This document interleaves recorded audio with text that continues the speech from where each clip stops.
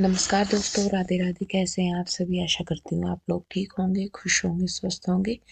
तो पिछले वीडियो में आपने देखा था कि मैं किचन में लग गई हूँ क्लीनिंग करने के लिए, और नीचे की होगी थी तो ऊपर दीवारें आज मैं साफ़ कर रही थी, क्योंकि इन पे ना बहुत सारी ऑयलिंग वगैरह हो रही थी। क्योंकि जब से मकान में शिफ्ट हुए हैं तो किचन ऊपर से लेके नीचे तक प्रॉपर मैंने साफ़ नहीं किया कभी। तो अभी क्या पहले ही मैं मतलब दीवारों पे मुझे लग रहा था कि ऑयल सा चिपक रहा, क्योंकि हुई नहीं क्लीन तो फिर देखे हो ही जाती है गंदी। तो इसलिए तो बस यहाँ पे फिर मैंने पहले गर्म पानी में सर्फ डाला थोड़ा सा, पहले उससे दीवारों को क्लीन किया, उसके बाद साफ पानी में कपड़े को भिगो के फिर उससे किया। अगर धोने बैठती तो फिर बिजली वगैरह का भी रहता है डर, और पानी भी बहुत लगता और फिर फैलारा ज़्यादा फैलता। तो इसीलिए मैंने बस कपड़ा गिल्ला किया, सॉरी उसमें सरफ में दीवारें साफ की उससे, स्क्रब से, और उसके बाद गिल्ले कपड़े से पोंछ दिया। तो पूरी किचन मैंने साफ की है इसी तरीके से, और देखिए मतलब चमक जाती हैं एकदम से अगर करते हैं ना, तो हो जाता है। और किचन में अभी नीचे आप लोग कह भी रहे हैं कि फिटिंग करा लो दीदी। असल में सिलन को देखते हुए थोड़ा सा हम बच रहे हैं इससे कि कहीं मतलब खराब ना हो जाए। तो इसी वजह से अभी जितना चल रहा है उतना मैं कर रही हूँ। मैंने कहा अगर काम चल रहा है तो फिर मुझे नहीं लगता कि ज़रूरत है उसे कराने की। अगर ये ऐसा होता मुझे कि भाई बिल्कुल मेरा काम नहीं चल पा रहा फिटिंग के बिना या अलमीरा वगैरह के बिना, तो फिर मैं सोचती। लेकिन जैसे भी हो मैंने एडजस्ट किया हुआ है, और मुझे सही में बताऊँ कोई दिक्कत भी नहीं है। और नीचे की साइड आप कह रहे थे इस टेबल इस रैक को रखने के लिए, लेकिन वहाँ पे वो आती नहीं उसके नीचे।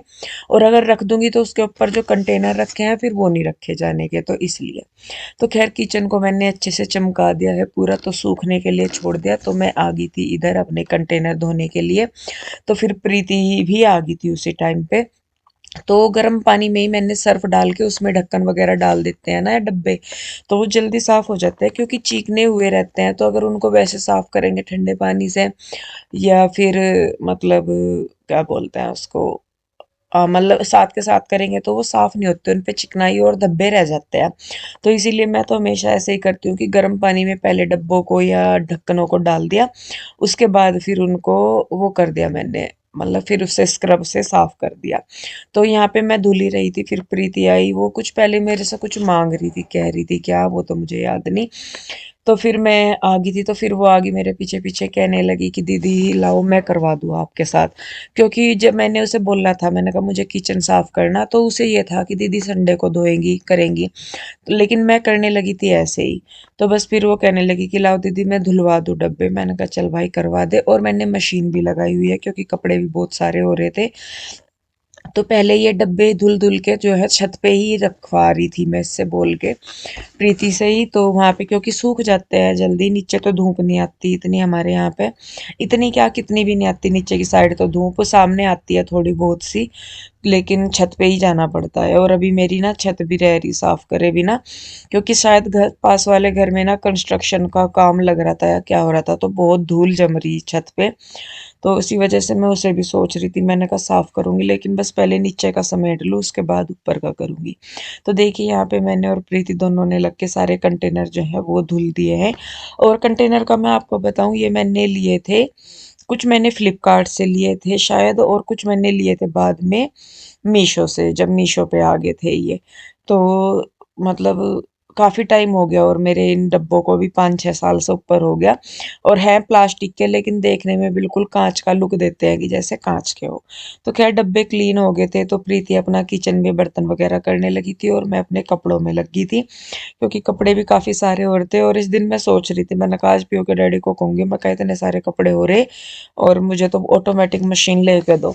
लेकिन फिर जब कपड़े धुल गए सारे, फिर मुझे लगा कि ले भाई अब तो काम ही हो गया, अब तो कुछ ऐसा है नहीं, रोज के कपड़े मैं रोज धो दूंगी तो इतनी जरूरत भी नहीं है। तो यही होता है मेरा कि पहले सोचती हूँ कि नहीं भाई मेरा से नहीं होता, मुझे ये लेके दो। लेकिन जब काम हो जाता है फिर अपने आप ही ये हो जाता है कि चल काम तो हो ही गया, अब क्या जरूरत है। तो ऐसा नहीं है कि भाई वो नहीं दिलवाते, तो अपने आप को ही हो जाता है। और मैं सही में बताऊं, अब इन मशीनों के साथ ना थोड़े अपने आप को भी कंफर्टेबल लगता है काम करते हुए। तो उनका अभी पता भी नहीं, कभी यूज नहीं की, तो थोड़ा सा यूँ रहता है कि पता नहीं यूज करेंगे तो कैसी होगी, चलेगी नहीं चलेगी या कुछ। और लास्ट तो बस यही है कि जब तक मुझे यूँ लग रहा कि मैं इस पे कर सकती हूँ मशीन पे काम, तो मैं करूँगी। और देखिए मुझे ना लेट हो गया था, 2 ढाई बज गए थे मुझे, जब मैं कपड़े धुल रही थी किचन में ही बहुत टाइम लग गया। तो धूप हमारी छत पे 1 डेढ़ बजे तक ही रहती है मुश्किल से, और ये 2 से ऊपर का टाइम हो गया था। तो देखिए कपड़े फैलाते फैलाते ही धूप जो है वो खत्म होगी, और छत भी आप देख रहे होंगे गंदी हो रही। तो फिर मैं वही सोच रही थी, मैंने कहा टाइम निकाल के एक दिन छुट्टी वाले दिन या जैसे भी तो छत साफ कर देंगे, क्योंकि फिर शायद इधर बारिश वगैरह का भी कुछ कह रहे थे पीयू के डैडी की, बता रखी बारिश होगी। तो फिर ये है कि छत साफ हो जाएगी तो बारिश होगी तो फिर वो धुल सी जाएगी, नहीं तो वो सारा कूड़ा ऊपर ही जम जाएगा, धूल मिट्टी। तो देखिए जी, पर्दे नहीं थे, सॉरी, बेडशीट थी, और जो सोफों के कवर थे वो भी मैंने उतारे हुए थे। तो बस फटाफट से इनको भी धुल के और इनको भी मैं फैला आऊंगी ऊपर।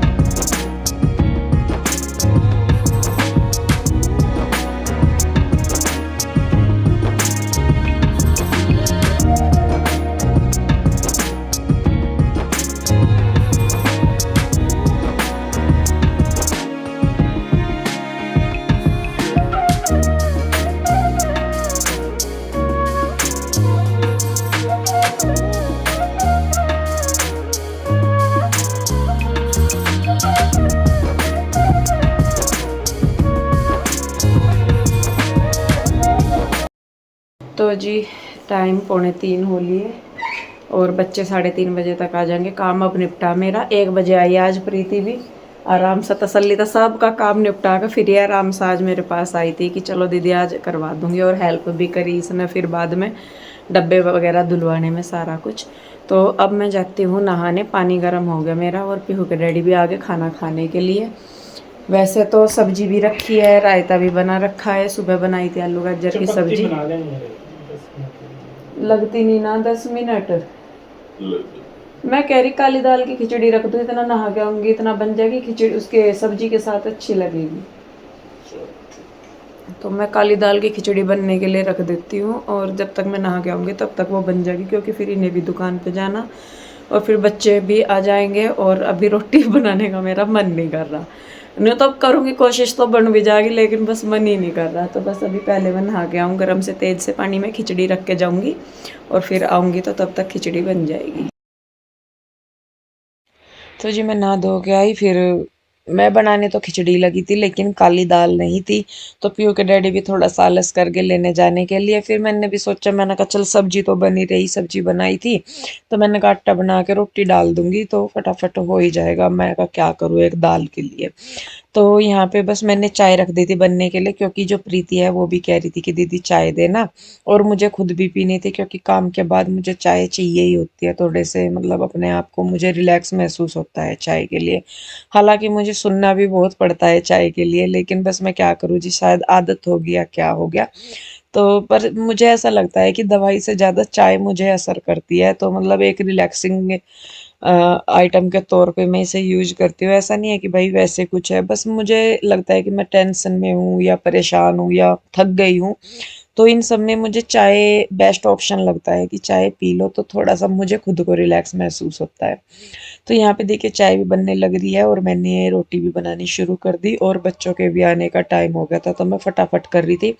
फटाफट पानी डाल के आई मैं ऊपर, मतलब मुझे ये था कि बच्चों के आने का टाइम हो गया, क्योंकि ऑलरेडी 2:45 हो गए थे। और 3, मतलब आजकल बच्चे पता नहीं क्यों 10-15 मिनट पहले ही आ रहे हैं स्कूल से, किस वजह से, शायद मौसम के करके, क्योंकि जितना दिन सा ढलता रहता है उतना ही मौसम ठंडा सा होता रहता है, तो शायद बच्चे अब जल्दी आ रहे हैं। पहले 3:30 आते थे, लेकिन अब 3:10 तक आराम से आ जाते हैं। तो खैर देखिए जी, मैं रोटी बना ही रही थी, पीयू के डैडी को मैंने दी, और इतने में ही बच्चे भी आ गए थे। तो चाय भी बन गई थी, मैंने प्रीति को चाय भी दे दी और साथ में मट्ठी रखी थी तो मट्ठी भी दे दी थी उसको। वो कह रही थी कि दीदी भूख लग रही। मैंने कहा मैं खाना बना रही, खाना खा ले, तो खाने को उसने मना कर दिया था। फिर मट्ठी थी तो वही मैंने उसको दे दी थी। तो देखिए जी यहाँ पे आ गए हैं बच्चे भी और कूदते हुए आते हैं ऐसे जैसे पता नहीं क्या हो गया हो। स्कूल में बच्चे जाके खुश भी होते हैं और आके और ज़्यादा खुश होते हैं। तो यहाँ पे देखिए मैं बना रही थी खाना ही और पीहू कह रही कि मम्मा मुझे भूख लग रही। मैंने कहा बेटे कपड़े चेंज कर ले। कि नहीं मम्मा भूख लग रही, पहले खाना दे दो। तो बस इसीलिए मैं थोड़ा सा जल्दी कर रही थी। मैंने कहा स्कूल में से आते हैं ना बच्चे तो लगती ही है भूख। तो बस यहाँ पे मैं फटाफट से रोटियां बना दूंगी और बच्चे भी खा लेंगे फिर।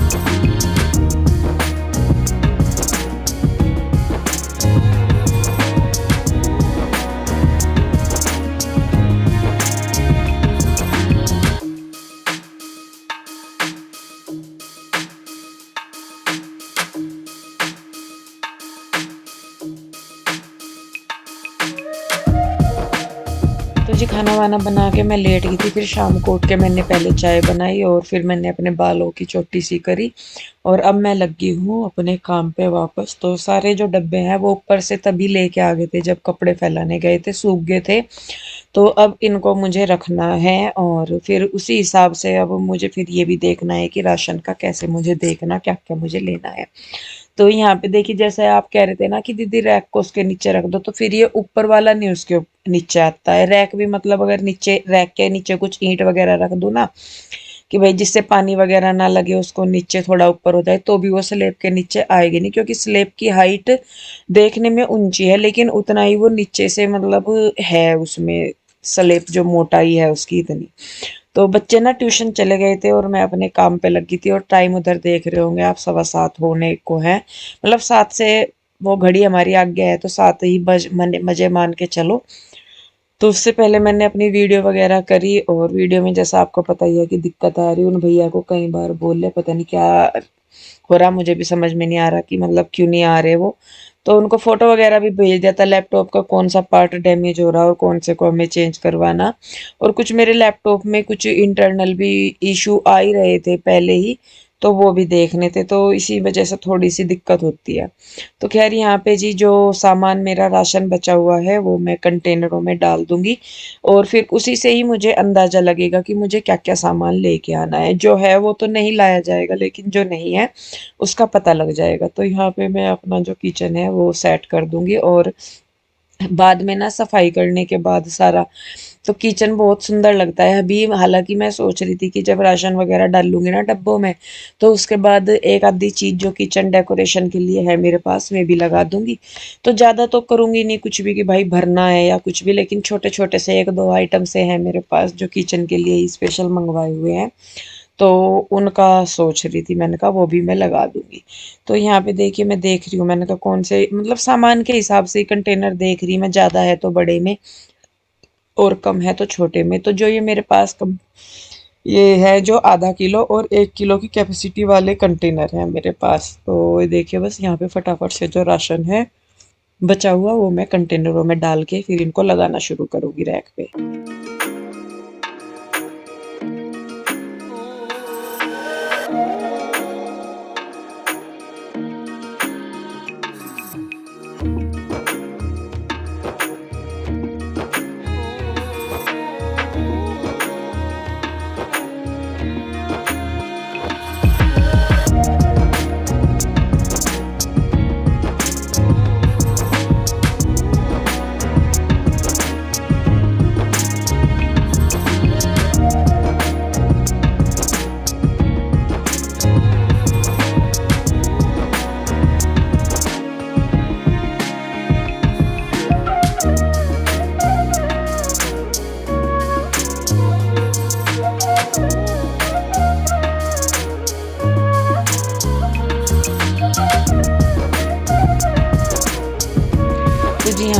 देखिए पीहू के डैडी आ गए थे और वो ना सीधे आज जल्दी से आ गए थे थोड़े। तो उन फिर क्या बोलते हैं वो सीधे घर ही आ गए थे, बच्चे आए नहीं थे तब तक। तो फिर वो वापस गए हैं बच्चों को लेने के लिए। और जब तक वो गए होंगे दूसरी गली में को, और इधर से फिर तब तक जीजा जी जो है वो बच्चों को छोड़ने आ गए थे। तो यहाँ पे मैं अपना काम कर ही रही थी, ये डब्बे वगैरह लगा रही थी। और यहाँ पे मतलब अच्छी तरह सेटिंग हो जाती है, इनकी पता भी रहता है राशन वगैरह का, सामान वगैरह का। और मुझे मतलब जो ये सेटिंग मैंने अब अपने किचन की हुई है कंटेनरों की, तो ये मुझे अच्छी लगती है। और एक साइड भी है। तो यहाँ पे देखिए बच्चे आ गए थे अपने पापा के साथ, और यहाँ पे बस आते ही नहीं यूं होता है, कहीं से आते हैं ना ये कि मम्मा कुछ खाने का दे दो। और खाने का क्या, यहाँ पे पीयू के डैडी ना ये छोटे छोटे से मिनी समोसे से करके कुछ होते हैं वो लेके आए थे। तो मैं तो खाती नहीं इन वालों को, मैं जो एक दो चीज है वही मुझे अच्छी लगती है वही मैं खाती हूँ, वैसे नहीं। तो यहाँ पे ये चावल घर से आए थे, तो ये जीजा जी नहीं लेने आए थे कि मतलब बच्चों को भी छोड़ दूंगा और ये भी ले जाऊंगा। तो जितनों की मुझे जरूरत थी, ज्यादा तो मुझे चाहिए नहीं होते, क्योंकि खिचड़ी वगैरह मैं इतनी नहीं बनाती, बहुत कम बनाती हूँ। तो उसी हिसाब से फिर मैंने अपने डब्बे में डाल लिया है, और बाकी के जो भी थे वो उधर भेज दिए हैं मैंने। तो जीजा जी चले गए हैं और बच्चे हैं। तो यहाँ पे असल में बच्चे गए थे जब ट्यूशन, तो वो बोल के गए थे कि मम्मा हम स्कूल और ट्यूशन से आके ओरियो शेक पियेंगे। तो ये बस उसी के इंतजार में है कि मम्मा कब अपना काम खत्म करे और कब हमें बना के ओरियो शेक दे। तो यहाँ पे पीहू के डैडी भी फिर आ गए थे, तो आटा वगैरह जो है वो मैंने निकाल दिया है। तो आटे को मैं लिफाफे में ही आता है, तो जो साफ करे हुए गेहूं थे पहले मेरे पास वो खत्म हो गए हैं, तो अब दोबारा वो धोने पड़ेंगे, साफ करने पड़ेंगे। और उधर ही है वे गेहूं, हमारे पास है भी नहीं इधर। तो मैं मतलब टाइम नहीं था इतना कि आके मैं एकदम से उनको धुल के साफ करती, और आटा था नहीं। तो फिर मुझे मंगवाना ही पड़ा, नहीं तो फिर अगर साफ करेगी हुए गेहूं होना तो फिर उनको पिसवा लो।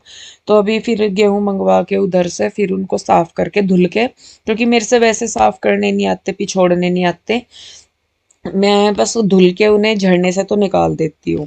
तो बस उनको मंगवा के फिर मैं वो करूँगी, उनको साफ करके फिर पिसवा लूँगी। तो एक हाड़ा कम से कम मैं 3 बार पिसवाती हूँ, क्योंकि मैं उतना ही आटा पिसवाती हूँ जितना कि इसमें डब्बे में आ जाए, फालतू नहीं। तो खैर देखिए जी, अभी यहाँ पे मैं बनाने लगी हूँ बच्चों के लिए ओरियो शेक। और बच्चों को ट्यूशन से या बाहर से कहीं से आते हैं ना, तो उनको होता है कि कुछ खाने का हो, क्योंकि घर में तो इतनी चाहे उन्हें भूख लगे ना लगे, लेकिन बाहर से आने के बाद तो लगती है। तो यहाँ पे देखिए मैं इनको पीस दूंगी ओरियो को और चीनी को, और थोड़े से मैंने इसमें ड्राई फ्रूट मिक्स करे हैं।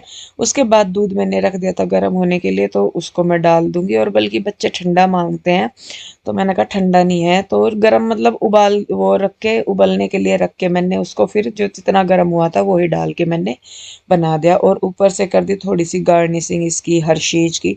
तो लीजिए जी, बच्चों का ओरियो शेक हो गया है रेडी। अब इस वीडियो को भी मैं रोकूंगी यहीं पे ही, कैसी लगी कमेंट करके ज़रूर बताइए।